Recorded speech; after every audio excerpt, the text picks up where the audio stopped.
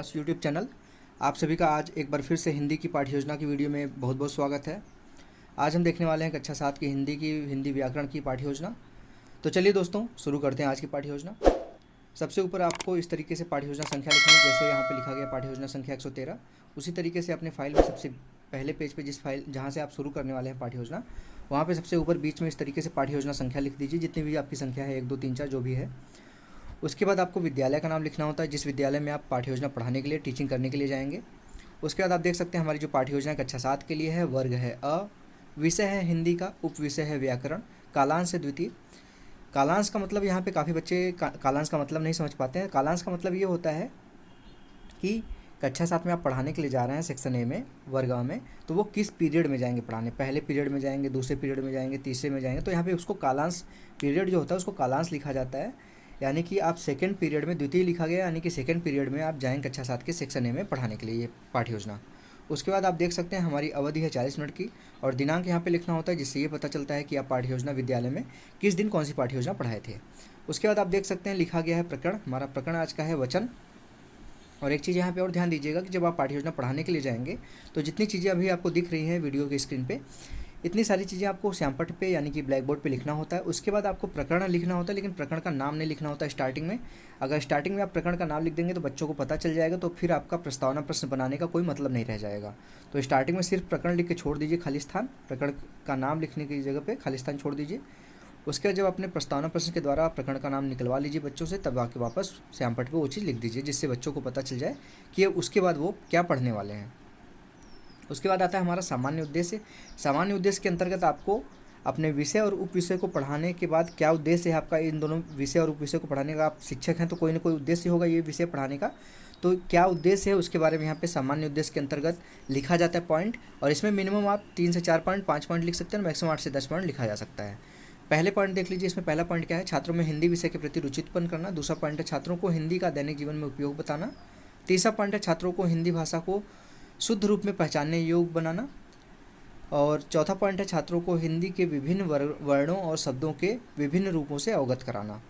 पाँचवा पॉइंट है छात्रों को व्याकरण के नियमों से अवगत कराना। तो ये पांचों पॉइंट सामान्य उद्देश्य के हैं। आपको अगर इससे ज़्यादा लिखना है कोई पॉइंट तो आप अपने अनुसार हिंदी विषय के या फिर व्याकरण जो आपका उप विषय है उसके अनुसार लिख सकते हैं। यहाँ पे पॉइंट बढ़ा सकते हैं, 8 से 10 पॉइंट लिखा जा सकता है इसके अंतर्गत। अब आते हैं, हम चलते हैं अपने विशिष्ट उद्देश्य की तरफ। विशिष्ट उद्देश्य के अंतर्गत आपको अपने जो आपका टॉपिक है आज का वचन, उसको पढ़ाने के बाद बच्चों में किन किन चीज़ों का विकास करना है उसके बारे में यहाँ पे विशिष्ट उद्देश्य के अंतर्गत लिखा जाता है पॉइंट। इसमें मिनिमम 3 पॉइंट और मैक्सिमम 4 से 5 पॉइंट लिख सकते हैं। तो देख लीजिए, इसमें पहला पॉइंट है छात्र वचन की जानकारी प्राप्त कर सकेंगे। दूसरा पॉइंट है छात्र वचन की पहचान कर सकेंगे। तीसरा पॉइंट है छात्र वचन को परिभाषित कर सकेंगे। और चौथा पॉइंट है छात्र लिखित, मौखिक तथा वाचन रूप से वचन को बता सकेंगे। अब ये विशिष्ट उद्देश्य के बाद आता है हमारा शिक्षण सहायक सामग्री। शिक्षण सहायक सामग्री में आप शिक्षण कार्य करते समय जिस सामग्री की आप सहायता लेंगे शिक्षण कार्य करने के लिए, वो सारी चीज़ें यहाँ पे लिखी जाती हैं। तो इस चैप्टर में जो आप पढ़ाएंगे उसमें आप चौक का यूज करेंगे श्यामपट्ट पे लिखने के लिए, और श्यामपट्ट पे लिखेंगे तो श्यामपट्ट का भी यूज करेंगे, डस्टर का यूज करेंगे यानी कि झाड़न, जिससे आप मिटाते हैं श्यामपट्ट पे लिखी गई चीज़ों को, रफ करते हैं। उसके बाद आता है आपका लपेट श्यामपट्ट। अगर आप जिस विद्यालय में जा रहे हैं वहाँ पे अगर श्यामपट्ट की दिक्कत है, अगर श्यामपट्ट नहीं है या फिर श्यामपट्ट है और आप श्यामपट्ट का प्रयोग दूसरे तरीके से करना चाहते हैं और लपेट श्यामपट्ट साथ में ले जाना चाहते हैं तो वो भी ले जा सकते हैं। और चार्ट की ज़रूरत पड़ेगी आज की पाठ्य योजना में, तो चार्ट भी ले लीजिएगा। और संकेतक एक छोटी सी छड़ी होती है, आगे से नुकीली होती है, जिससे आप बोर्ड पे जो भी पढ़ा रहे हैं उसको दर्शा सकते हैं कि ये चीज़ अभी पढ़ाई जा रही है। उसके बाद शिक्षण सहायक सामग्री के बाद लिखना होता है आपको हेडिंग पूर्व ज्ञान। पूर्व ज्ञान में आपको लिखना है बच्चों को हिंदी व्याकरण की सामान्य जानकारी है। अब पूर्व ज्ञान के बाद हमारा आता है लेसन प्लान का सबसे इंपॉर्टेंट पॉइंट, प्रस्तावना प्रश्न।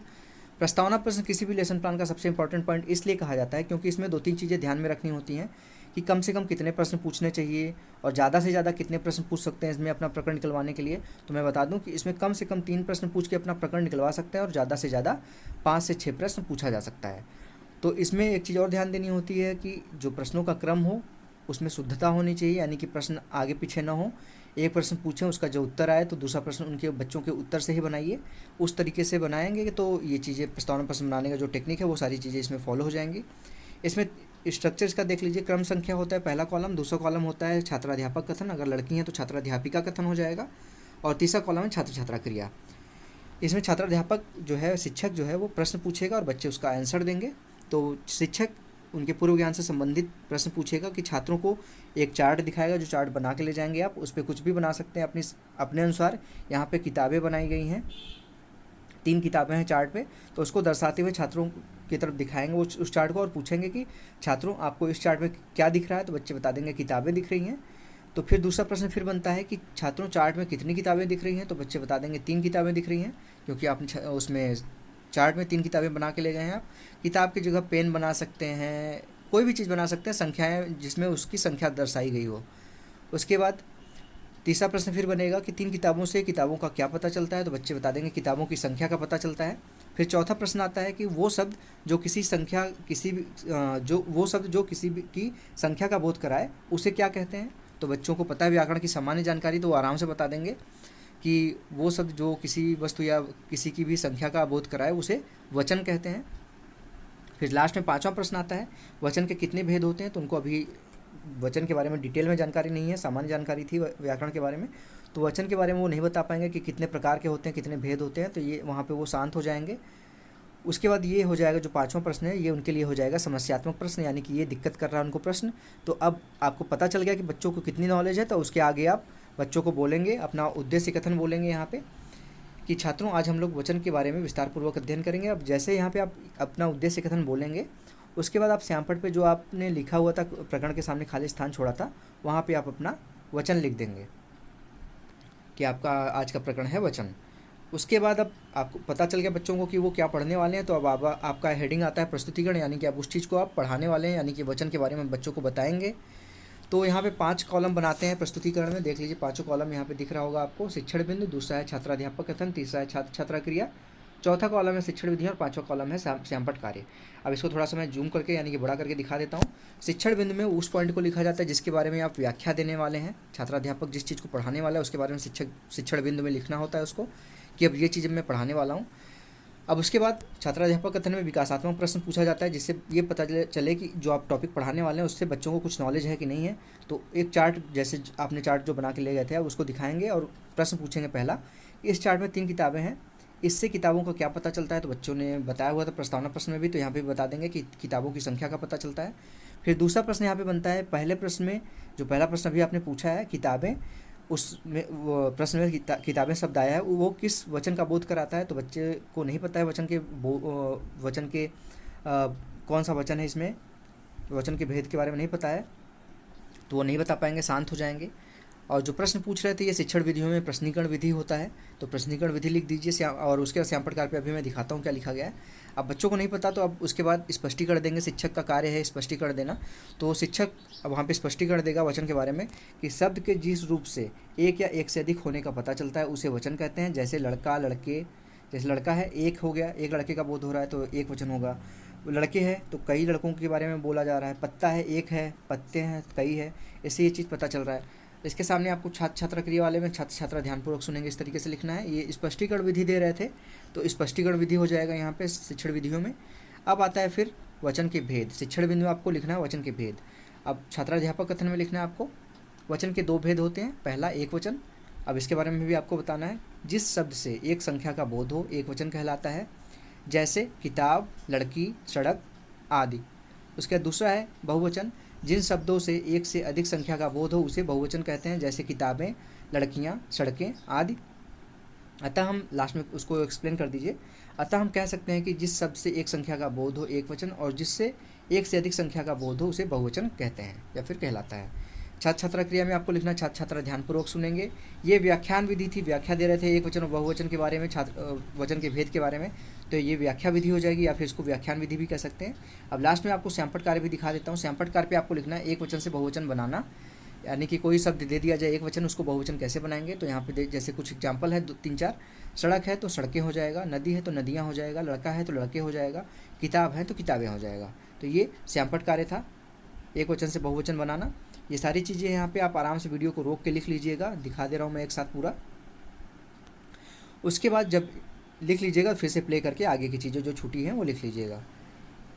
उसके बाद अब हम चलते हैं, प्रस्तुतिकरण हो गया हमारा, अब आता है हमारा पुनरावृत्त का प्रश्न यहाँ पे पूछा जाता है जिससे बच्चों का ध्यान, अगर 40 मिनट की क्लास है तो जाहिर सी बात है कि बच्चों का ध्यान पढ़ाई से थोड़ा बहुत हटता है, तो उनका ध्यान जब हटने लगे तो एक अच्छे शिक्षक की यही निशानी होती है कि पहचाने कि बच्चों का ध्यान कब पढ़ाई की तरफ नहीं लग रहा है, तो उसी समय कुछ प्रश्न पूछ ले जिससे उनका ध्यान जो इधर उधर भटक रहा है वो वापस पढ़ाई की तरफ आ जाए।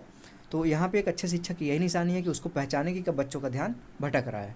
और इसमें आप मिनिमम 1 से 2 प्रश्न, मैक्सिमम 3 से 4 प्रश्न पूछ सकते हैं। तो देख लीजिए, पहला प्रश्न है इसमें वचन के कितने प्रकार होते हैं, और दूसरा प्रश्न है एक वचन से आप क्या समझते हैं। अब आता है हमारा मूल्यांकन का प्रश्न।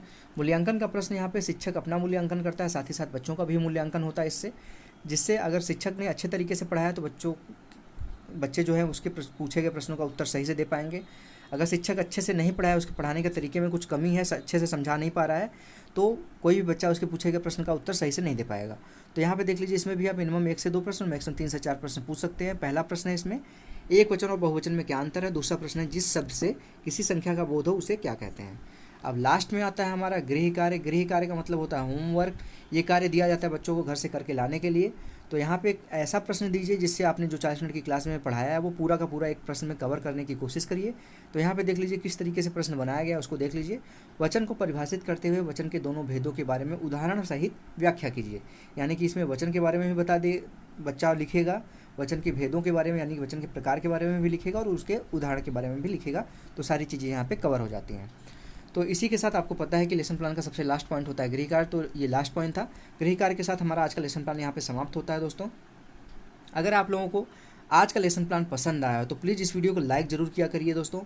और अगर आप लोगों को किसी भी प्रकार के लेसन प्लान की ज़रूरत है, किसी प्रकार के माइक्रो टीचिंग से रिलेटेड लेसन प्लान की ज़रूरत है, सूक्ष्म शिक्षण के लेसन प्लान पाठ्य योजना की ज़रूरत है, या फिर super TET, C TET, UP TET से किसी भी टॉपिक की नॉलेज आपको लेनी है, किसी भी टॉपिक के ऊपर आपको सीखना है कोई टॉपिक, या फिर आपको आरआरबी एनटीपीसी या फिर आरआरबी ग्रुप डी के किसी भी टॉपिक यानी कि मैथ, रीजनिंग या फिर आपका जनरल अवेयरनेस से कोई भी टॉपिक आपको देखना है, उसकी वीडियो बनवानी है, तो आप मुझे कमेंट बॉक्स में बताइएगा। मैं जल्दी से जल्दी अच्छे से एक्सप्लेन करके उस वीडियो को आप तक पहुंचाने की कोशिश करूंगा।